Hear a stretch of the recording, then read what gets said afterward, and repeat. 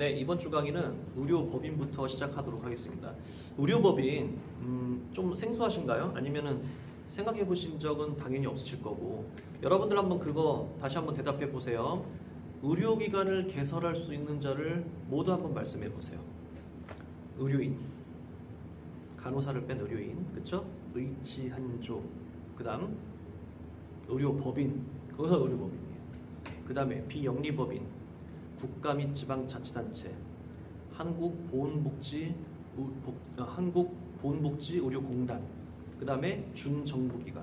기억나시나요? 자, 그 중에서 하나 의료법인인데, 의료법인은 이제 우리가 이런 어떤 그 단체에서 설립을 해갖고 운영을 하는 거기 때문에 이것을 중요시 생각을 할 수밖에 없는 이유는, 의료법인을 한번 개설하게 되면요, 의료기관 개설은 물론이고 관련되는 부대 사업을 많이 할 수 있기 때문에 국가에서 집중적으로 이것을 관할하지 아니할 수가 없는 상황이라는 거죠. 설립 허가, 시 도지사의 허가를 받아야 된다. 무슨 뜻입니까? 그렇죠. 병원급이란 얘기예요. 병원급을 개설을 의료법인의 이름으로 할 수가 있다. 그 다음에 또 하나, 이거 자금을 보유해야 돼요.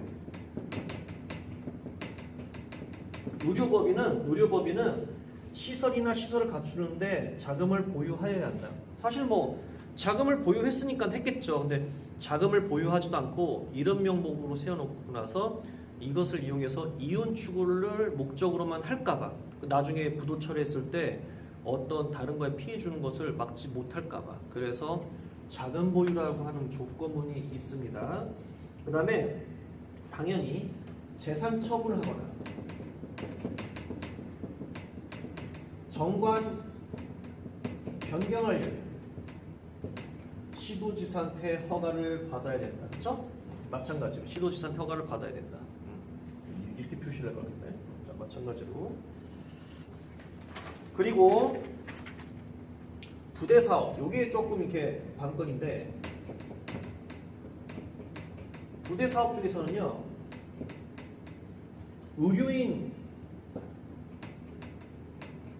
보수교육 할 수가 있어요. 원래 보수교육 어디서 했었습니까? 중앙에서 했었죠. 중앙에. 뭐 의사회, 치과의사회, 한의사회, 조산사회, 간호사회라고 하는 중앙에서도 하지만은 부대 사업으로 의료인 보수교육을 여기서도 할 수 있다. 그 다음에 의학에 관련돼서 연구도 할 수 있어요. 연구를 할 수 있다는 건 뭐냐면 연구원을 둘 수 있다는 얘기예요. 그렇죠? 의료법인의 이름으로 하는 거니까. 그 다음에 노인복지 의료시설을 설치하기도 하고 운영도 한다. 노인의료복지시설. 그리고 또 하나, 장례식장 또 운영을 해요. 그러면 장례식장이라고 하는 것이, 여러분들 조문 가보셨는지 모르겠는데, 장례식장, 이런 말이 있어요. 의료기관 운영하는 게 하도 힘들다 보니까 의료기관에서 얻는 수익금은 주차장과 장례식장이란 말이 있을 정도로 장례식장 운영은 이제 조금 운영하기가 좋다라는 말이 있어요. 자, 그래서 제가 여기서 할 말은 아닌데, 장례식장 운영하는 것이 실일보다는 득이 좀 많다는 뜻이 포함되고 있다는 얘기겠죠. 그리고 또 하나, 주차장도 할 수 있네요. 주차장이라고 하는 것이 그냥 차 대놓으면 되는 거 아니에요. 보면은 그게 아니라, 주차장을 시설 운영한다는 것은 뭐냐면 주차료를 받을 수 있다는 얘기예요. 보세요. 장례식장과 주차장 벌써 두 개 다 부대 사업에 들어가는 거죠. 뭐 문 여닫이 하게 되면 들어가고, 뭐 띡 하고 나가고, 그 다음에 정기권도 받을 수 있고, 뭐 그래요. 뭐 그게 관리하는 게 쉬운 건 아닌데, 그래서 이걸 보통 외부업체 줘버려요. 대부분의 기업들은 외부업체한테 줘요. 이걸 관리를 해야 되니까. 24시간 동안 누군가 지키고 앉아 있어야 되고, 잘못되면 책임져야 되고, 그 다음에 뭐 기계 수리 시설 이런 거 자동차 딱 뭐 잘못됐는데 이거 주차장에서 관리해갖고 내 차 주차한 거 물어내라고 할 수 있는 것도 있잖아요. 법적인 것도 막아내야 되고. 그럼에도 불구하고 주차장 운영도 할 수 있고, 그 다음에 더 중요한 게 뭐냐면은, 여기다 쓸게요. 의료정보 시스템의 개발, 운영 사업 중 대통령령으로 정하는 사업. 그게 뭐냐? 전자의무기록, EMR, 전자처방전, OCS, 그 다음에 영상기록, 팍스, 이런 것들을 개발, 운영할 수 있어요. 대단하지 않습니까? 능력이 되면. EMR, 전자의무기록, 이거는 전자처방, 팍스. 여러분들 이제 의료정보관리학 시간에 배우셨죠? 기억나시죠? EMR 이제 막 손으로 써도 되는데 종이 기록이 아니라 EMR 이렇게 기록하는 거. 그다음에 OCS는 처방을 써서 전달하는 것보다는 딱딱딱딱 주사 2방, 붕대 1방, 뭐 약을 몇 개 이렇게. 팍스는 영상을 뭐 엑스레이든 뭐든 해갖고 이렇게 있어 이렇게 자세히 볼 수 있게끔 화소를 조절할 수 있는, 화소 조절이 아니라 이제 크기를 조절할 수 있는 이런 것을 개발 운영할 수가 있다. 그 밖에 또 부대 사업이 또 있어요. 뭐냐? 되게 재밌어요. 보면은 휴게 음식 영업점, 일반 음식 영업점. 저도 이게 뭐 외우진 못하지만 그 다음에 제과점 영업점, 위탁급식 영업, 편의점, 슈퍼마켓, 자동 판매기 영업, 서점도 있네요. 그 다음에 건강기능식품 판매업은 제외를 하고, 이게 틀린다고 나오겠네요.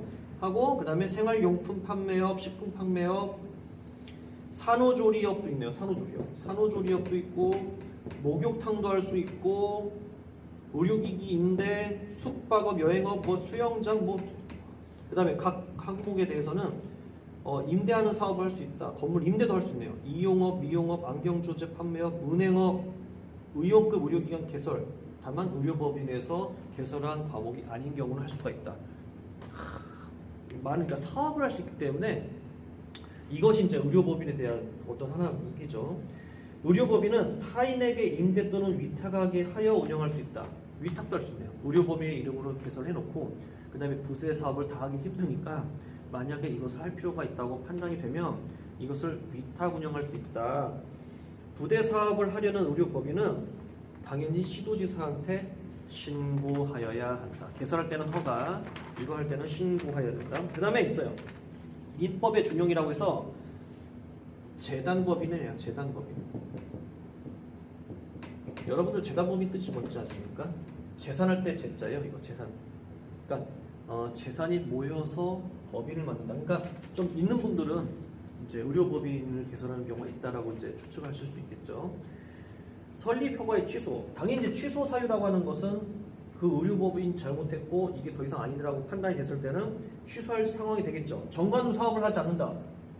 정관치 지키지 않으면 취소시켜버리는 거죠. 그 다음에 설립한다고 선포해놓고 나서 2년 동안 개설을 안 하고 가만히 있다. 의미 없죠. 1년도 아니고 2년은 뭔지 모르겠습니다. 2년.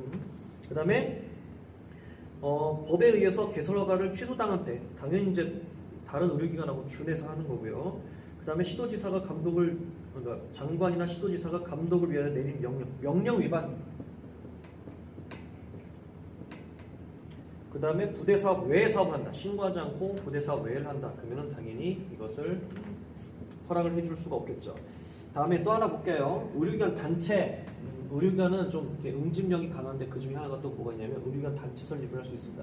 병원급, 의원급 아니에요. 병원급 의료기관의 장은 건전한 발전과 이런 이유로 단체를 설립할 수 있다. 여기에 보게 되면요. 여기 또 하나예요. 대한민국 의학 한림원. 한림원이라는 게 있어요. 처음 들어보셨죠? 서초구에 이게 딱 하나 존재를 하는데 이 한림원이라고 하는 것은 우수한 의료인을 발굴 활용하기 위하여 두는 곳이라고 해요. 이거는 법인으로 한다. 개인이 아니에요. 법인으로 한다.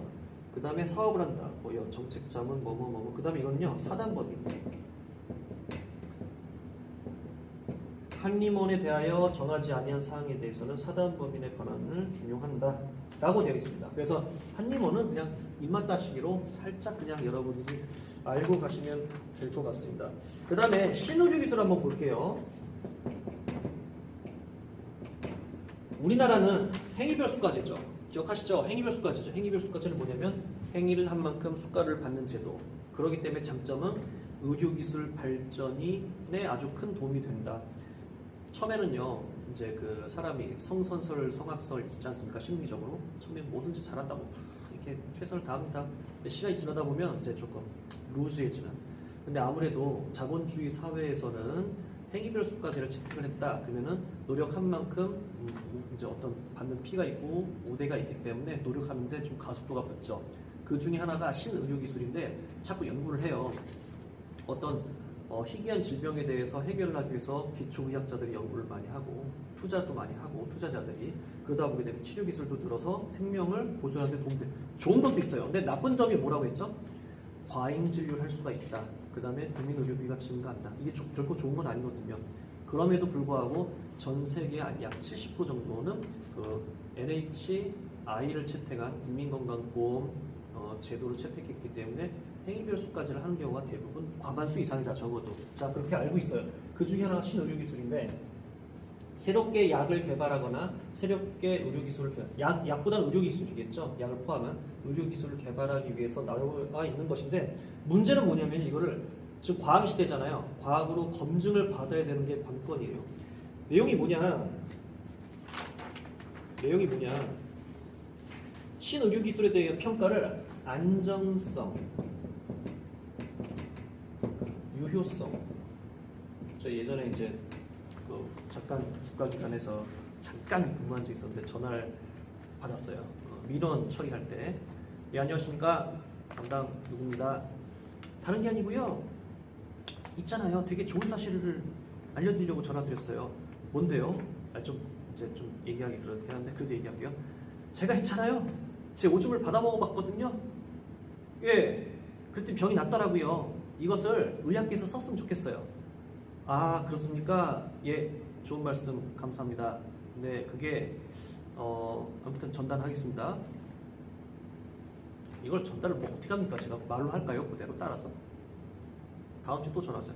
안녕하세요. 저번에 전했던 네, 안녕하십니까? 오줌 한번 받아 먹어봤어요? 아, 저는 그러진 않았습니다. 몸에 좋다니까요.